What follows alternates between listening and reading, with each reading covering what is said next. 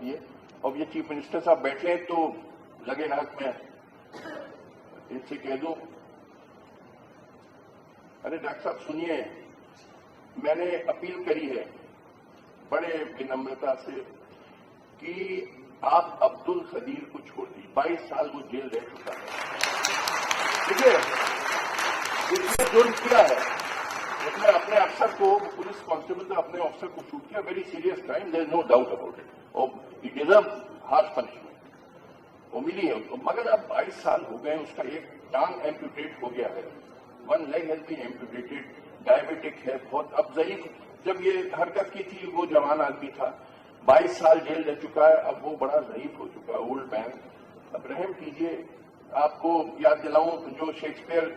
نے merchant of Venice میں پورشیا کی اسپیچ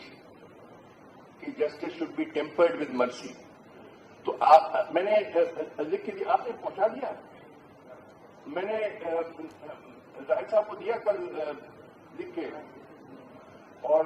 آپ سے ریکویسٹ ہے, اب آپ کی عزت اس سے بڑھے گی اگر آپ یہ دیکھیے, your prestige will go sky high. دیکھیے